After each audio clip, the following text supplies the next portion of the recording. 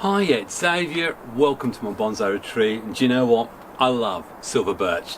They can be so frustrating sometimes. We get this problem with branches dropping off. I mean, this one has been through the wars. And for those of you who've shared my journey on YouTube, you've seen this at the worst of times and perhaps now the best of times. It was the best of times. It was the worst of times. Maybe Charles Dickens really wrote The Tale of Two Cities about this. The Tale of Two Birches. But if you want to see this getting pruned up and a few other, some little mame ones, stuff I've found in the wild, then you want to hang on because today it's birch-tastic. We're going to have great fun. So join me in the bonsai retreat.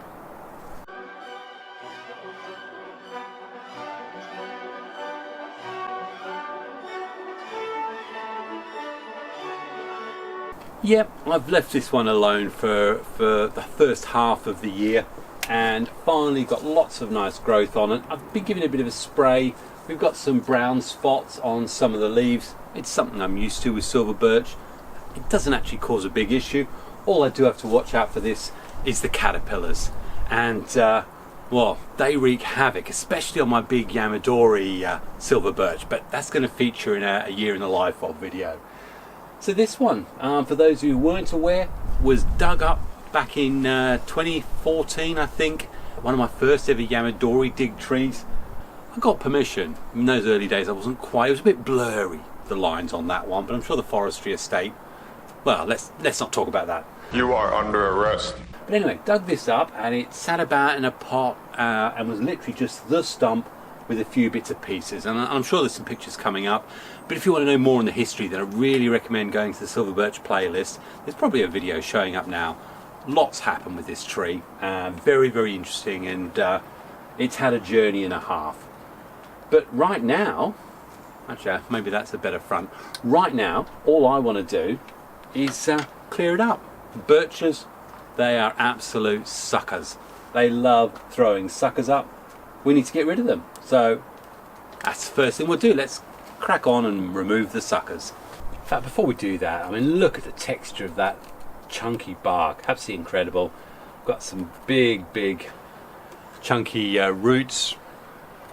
Love it. Hollowed out, exposed here. Real interest. It screams out a tree with age. There's a dead, in fact, there we go. Let's get rid of some of this stuff. That's clearly not doing much good. So we'll remove that dead root. Just see, I mean, I slowly see some of these smaller ones dying off anyway. But yep, let's get rid of the suckers. There's this one here and there. Because what we want is all the energy going upwards, not the base. And also, all those suckers mask very, very attractive tree. It's quite loose in there. Okay, that one's died. And the other thing I want to do is we've got moss building up around there, and there's still some original, believe it or not, soil, but I just want to get rid of all of this. So one, we can just see if there's any rotting taking place, anywhere that moisture is just sticking around just a bit too much. Anywhere else, there we go, let's get rid of that. Little one there, let's get rid of this little blighter, little bleeder. Just make sure, anything there I need to see. I like to clear out, we've got some hollowing out here, so this is part of this big root here, so it'll be interesting to see how that goes. Now, this next part is really the easiest part, and certainly I've found with silver birch that if you keep pruning, rather than let branches extend too far, then I've found that reduces dieback risks. And certainly I think if you watch Ryan Neal at Bonsai Mirai, he has indicated a similar sort of theory or thesis on it. But certainly that's how I find. So I do prune these reasonably regularly. This is now properly recovered. So what I don't want is this top growth to actually mask over stuff down here, which I obviously want. In terms of my pruning strategy, it's the same as I do with any of the deciduous. Having a look where we've got extensions here. The new growth has extended out 1, 2, 3, 4, 5, 6 sets of leaves down there. So all I want to do is bring it all the way back down to 2. Same here, we've got upward growth growing here. I would remove it, except I've got absolutely nothing on the inside apart from this here. So I'm going to keep that for now. Just remove one of the leaves. And so we follow our branch line along. Leave that for now. There is spots on that, so I'm actually going to remove that leaf. Underneath here, I'd love to get more energy here, but we'll look at this one here. 1, 2, and we make sure our shears are sharp. There's some browning. Same with this big one here. 1, 2, and that'll do. And that's pretty well. We've got then just this branch down here. And this is where you can see the conflict, perhaps. If you look at it, this branch is going across the front of this one here. So ideally, what I'll probably look at doing is I'll let this grow out for now. Actually, I'm going to remove one more leaf there, keep it under there. But probably in the autumn, I may well prune back even further. And there is nothing stopping me taking that one off as well. But I want to keep some leaf growth on there. So that's that one done. And really, I think by now most of us are pretty happy and aware of what we do with our sort of summer pruning. We're basically pruning back, directional pruning, unless we intend to put wire. Right now, no decisions on wire, although here's an example. We've got this branch, very hard to see with the background, this branch here that's got growth on it is actually going all the way up here. I've got the choice of actually removing it entirely, which I may well do, or looking to wire it out and down this way to create a pad there, so that the pad would actually come across this way. Either option's available to me. The more I think about it, the more I think I might take the wire option. So I'm going to get some wire on it. But what I will do is, knowing that, I'll just still cut the tip off there, one of the leaves there. I've got this one here. Just going to take a little bit of the growing tips out and just basically, like here, create a little pad structure. Okay, well hopefully you can see there we've cleared all this hearth, and it is literally just going back to picking the bud selection. It's clip and grow. I did apply a little bit of wire on these branches here, so now they just come down and just keep filling a pad level there. And there was this one here which was just a lone, long, pendulous one with just a few buds, a few leaves on the end. Put a little twist and just try to shorten it a bit, but also just to fill in this area here. And I'm hopeful there's a few buds that can potentially open up if given the imperative to do so. So, you know, that's this side of it done. Certainly I think you can see a lot clearer. It's going to allow a lot more even flow of light into the tree itself, and gives this room to continue to push out another flush right through the summer autumn time. So I need to do the same onto the left hand side, and then maybe we'll talk about a problem, because there is definitely a problem with this tree that will have to be resolved in the next couple of years. If you know what that problem is, obviously barring me, can you whack it down in the comments now, and let's see who's right when we get to the end of the video.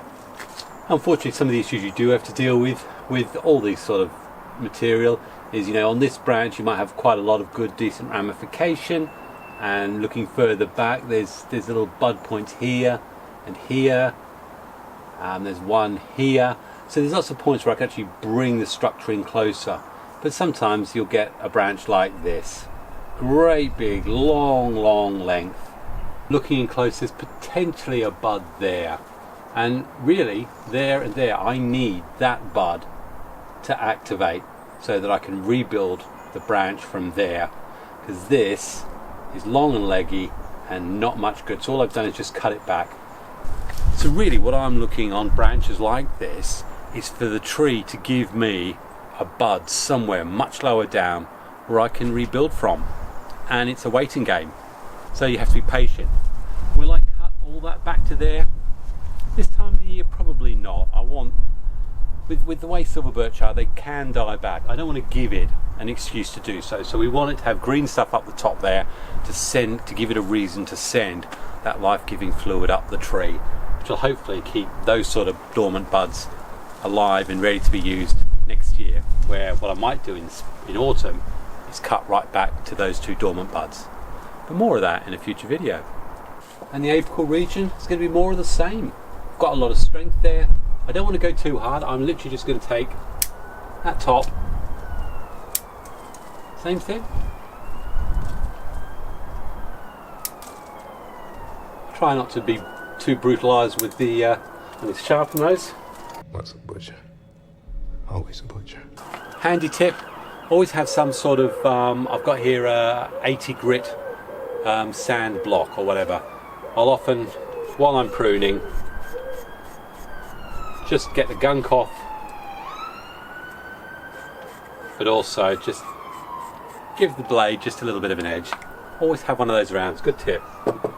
Either that, or when you've got the little metallic one that you can use as well.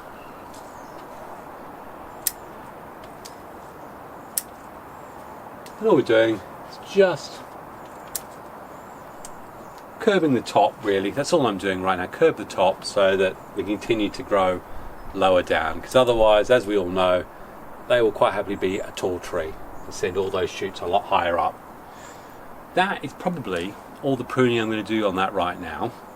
While we are here, we'll have a look inside this. This hollow went all the way down to about here and was slowly rotting its way down the centre of the tree. I did a whole video about a filling that I put into it, and so very glad I did that. I think it's definitely in the Silver Birch playlist, but it's definitely, either if you can't find it there, have a look in the playlist all about deadwood and gins and stuff like that. Got a few like that. Anyway, so that's looking good in there, and the wood's looking nice and dry. Do you want to talk about that problem I mentioned? Do we have to? Big elephant in the room. Has anyone correctly identified the problem? I've talked about it a number of times before. It's easier to see when you look here. 1, 2, 3. I need to really decide whether this branch, whether it's time to go or not. And the more I look at it, the more I'm thinking now might be the right time to remove it. But then as soon as I put it into its desired front, I find that suddenly gives us a back branch, some depth over there. And this is what I'm going to say to you, although our conventions might say no, 3 from the same spot, it's going to be swelling, it's going to be whatever, actually that extra growth there is not only giving us a little bit more depth towards the rear, it's continuing to feed this area here, which has suffered. You know, this whole top half died back through the harsh summer of, was it 22? And it's still not the strongest, so I still want to give every opportunity for life-giving sap and juices to go up there. That branch is also doing that for me. So although from this angle it doesn't look very good at all, I'm happy it's still serving a function. And maybe when I'm happy the rest of this tree in a few more years is getting stronger and stronger, I may well consider removing that. But what do you think? Let me know if you agree, or whether you think I should just get rid of that. Anyway, should we quickly whisk and have a look at a couple of other of these silver birches? In fact, there's a couple of little mame silver birches that I played around with the beginning of the year that they're quite cute. So if you like cutesy, let's have a look at these. This is exactly the sort of stuff that I think all bonsai enthusiasts love mucking about with when they're in the early stages. In fact, any time of their bonsai career. It was originally a pencil thickness birch that was about 2 foot high, and it had absolutely no direction, no hope for the future. You can't bend and wire it, and these things are absolutely brilliant because they shove up so many sucker roots, so many suckers. They're absolutely set up for a clump on something you have no idea on. So that's what I did. I put it into this lovely little blue pot. We've got 1, 2, 3, 4, 5 sucker shoots that have come up from the base. I cut that about 1 centimetre from the top, put some cut paste on it, and now slowly developing is this lovely little clump style. What I can do is just remove stuff I don't like now. So I'm just going to get in there And I'm not going to go all the way, but I'm just going to take another clump off it, and then again make sure to seal that wound site. Do I need to prune any of this back? No, not at all. I'm quite happy to let that continue to grow up. All I want to do, so we've got that main one there. I will potentially remove this little one here, so I've got one at the back, so it'll be 3 tree, but I don't need to make that decision now. It's all green, checked underneath, there's no bugs or anything. Potentially maybe some of the legs there, so I'll have to give it a spray. This is the fun bit, it really is, because it doesn't take loads of effort. We've got a little crossing one here. Might uncross that. That'll probably go. And yeah, so I like that. And say all I'll do is, I may even not take that down any further. I may actually just carve it up a little bit so it has a little bit of a dead wood feature to it. But yeah, that's one of them. Love it, absolutely love it. And then I've also got this one, which in this case, rather than putting it into a little mame pot, I whacked into a pond basket. The chunk there, that's 3 times as thick. So I'm looking at something a bit more. I want to get a load more root growth on it, and I'd like this to be a bit more substantial, sort of, dare I say the word sumo, without getting Jason Hanrahan of the Bonsai Garden too excited, because we know he likes his sumo trees.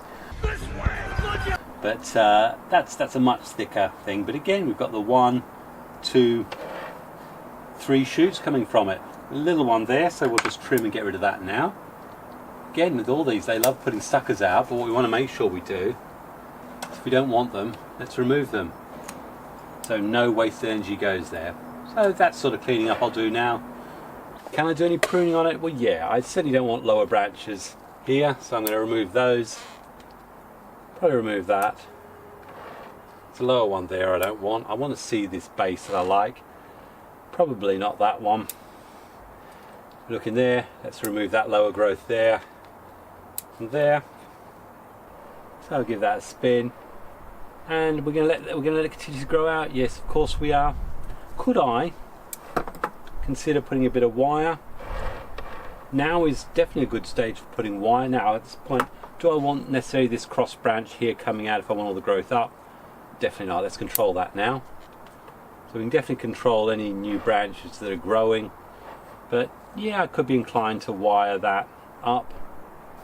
But really, I think any decision on wire I'll make in the autumn once the leaves have fallen. I know some people will do their wiring after the winter. I've had no problem having the wire on these things over the winter. I just don't think it gets cold enough, long enough for it to cause any real issue. So yeah, as soon as the leaves drop and I've got a good look at it, I'll get the wire on, and then it'll come off probably in February.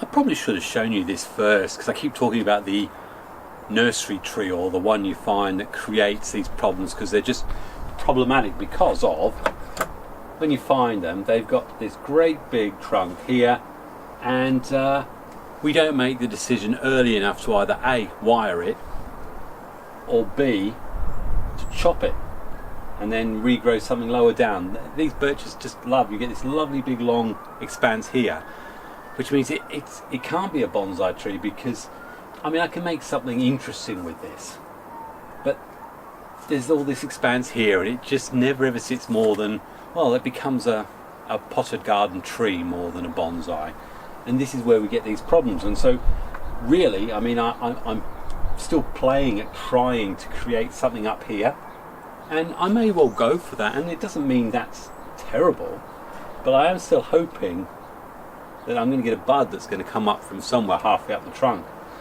because eventually my only other option is going to be to either air layer it halfway up, which for something this size I'm not interested, or to chop it right down here and get some shoots coming up and maybe develop one of those shoots. And I think if I was very, very serious about this, that would be a trunk chop. Who here wants me to do that trunk chop now and see what happens with this? Well, let's get rid of that first. I didn't know I was going to do that. So again, in the world of the retreat, something unexpected. I found out what to do with all that growth though. May well let that dry out, and that could make a bonfire sparkler. why not? And you know, I thought we'd be mucking about with different silver birches. I haven't shown you this one in, I think, at least a year. And I thought we'd have something special to finish with. This again was dug up the same time that other one was, unofficially. And it went in a completely different direction. There's lots of dead wood areas. I did a super glue treatment, and this was the first time I was using my nibbler. In fact, there's a video about that up there. It's quite interesting actually, but it shows the use of super glue. It's a very, very awkward tree. We've got something coming from here, this great clump here, and truthfully, it's another one of those bizarro trees. Got loads of spiderwebs, but it has got substantially healthier. I mean, if we look at it, I mean, this is where the super glue, it goes a white colour, the super glue, so I wasn't over impressed, but these little flakes are actually rock hard. So if you want to keep that sort of definition or detail, it's ideal for that. And to be fair, it hasn't invaded the damp, or the rot hasn't gone much further. What I can clearly see here is down here, this is all dead here. There's a bit of rotting there, so I am going to try and, actually I've got to do a little bit of investigation, I think. And looking at that, this is an idea where you can't afford to let trees just sit away in a corner. I need to dig around there. In fact, I'll do that right now because we need to do some preserving on that. I was not expecting that. Certainly using my woodworking tools. I'm glad I had a look. It's quite actually deep. And, you know, yes, you can be worried about how much you take out. The truth is, you do need to expose all this rot because it's not helping the tree. And what I need to do is actually try and find out to what extent it's gone down, and can I preserve it, or is this tree actually on its last legs for lack of solid material. Now the truth, again, I think we've got a very strong live vein here. This is very, very strong. I think both of these are being fed from this part here. So as you can see, it looks like this part here. So this is the important part, and that's actually going to make quite a nice feature. I'd imagine I can join those up, although I'm not going to deliberately do it. One thing I do want to make sure I don't do is go so deep in there that I actually punch through. There's only going to be a very thin layer of live tissue on there, I think. So it's really interesting, to be honest. I'm going to keep cleaning at that and then come back to you. So after discovering that, and again, I think that's brilliant, lovely bit of extra for this episode, shows you, look into the trunks of these deciduous trees. This is what sometimes your great big mounds of moss can hide from you, and suddenly you wonder why branches are dying off. That's the reason, half the tree's dying. So let's get some preserver on that, shall we? And the stuff I'm using, deadwood preserver, that's come from Korean Bonsai. I'm pretty sure it's basically a linseed oil based mixture. Definitely has that sniff about it, and certainly you've seen me use this before, and I've been very encouraged with the results, and I'll liberally get it in there because what I want is to basically freeze any more mold, any more rotting from this point. There we go. Quite deep, but actually it adds quite a feature, and suddenly I start thinking, you know, this tree is getting more and more interesting. I mean, that is actually dead horrible. So it's just about how we make that feature more and more acceptable to the eye. We just need to see some pruning now. Really, the more I look at that, the more pleased I am with it. It's giving that extra feature to what I've always thought this was going to be an interesting tree, and now it's healthy. All I'm going to do is just cut back, like I've done with all the others, just a little bit. I want it to continue to have quite a decent leaf mass. This is still recovering from, well, it's had a hard life. It's a hard dog life.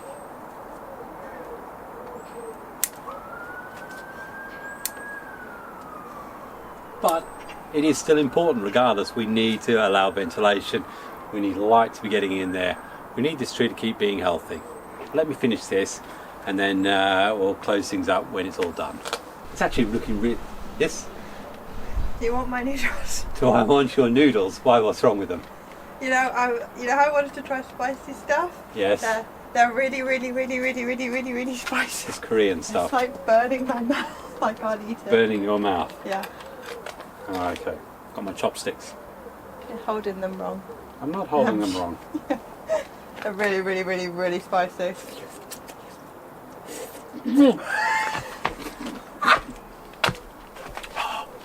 told you! Whoa, I will eat that, but I need some water. Wait, where's your spray bottle? No. Oh, that's good. My mouth as well. Let's see it. Nom nom nom nom nom. Oh. That's got a kick. That's a Korean kick. All right, Kat. I'm going to finish up there, and I'll. It's good for I'll eat bonsai that. food. It's not good. You've dribbled on your lip, by the way. It's all down there. Oh, charming. Okay. Right, let me finish this off. Ciao. It's so spicy. Oh. You get everything on this channel, don't you? We've had everything. We've had hollows. We've had rot. We've had hot noodles from Korea. I mean, let's be honest. Where else could you get such quality production? I can't understand that. If there must be so many people who'd want to see this. Look, hit the share button. Get it out to other people. You've got to be subscribing by now, and if you haven't hit like, well, I don't know what I can do for you unless it's, well, let's not go full Monty or anything like that. I don't think the world is quite ready for that. But anyway, let me finish this off, shall I? Well, I'm going to say it, apart from the fact that my mouth is burning right now. That is looking the best it's ever looked, and to be fair, this year I'd given up on it a bit. I really didn't know where to go with it. Much more foliage on it. We've got 2 levels of pads. That hollow is beautiful. I love it. We'll give it a spin and you tell me what you think, because these are sometimes the surprises you get. Look, the back is absolutely rubbish, but we're not going to look at it from the back, are we? So let's quickly squizzle past and bring ourselves back to the front, which I think is in there, and I just need to probably get a little bit more clever with what I do with this dead wood here, and try and make this look more naturally part. Not sure. You tell me whether I should bring that down a lot more, especially with that there. So that's the silver birch. Bit of Korean, a bit of Korean noodles as well. In fact, we've had a right all sorts. I've enjoyed today's episode. I really hope you have too. But I've done all the share, liking and all that stuff, so I'd say thanks very much for taking the time to watch. I have no doubt that this one is going to be one of those 25-minute monsters, and well, if you like this sort of length, can you let me know in the comments, because there's this great big debate going on YouTube, let's be honest, about attention spans and how long is too long and all that sort of stuff. And bonsai's a bit of a meanderer for me, so you let me know. I do my bonsai for breakfast as try to be under 10 minutes. Let's say try to be under 15 minutes. But the other 2, I like them to be longer. Anyway, I'm whittling again. Hopefully you're enjoying your bonsai. Hopefully you've got great family lives, or you're doing your best with what you've got. Because remember, in the end, we're all struggling with different stuff. But we've got to wake up in the morning and we've got to smile. We have to. What else is there? Because we've got our bonsai to keep happy. So all the best. Happy bonsai and God bless. Cheers.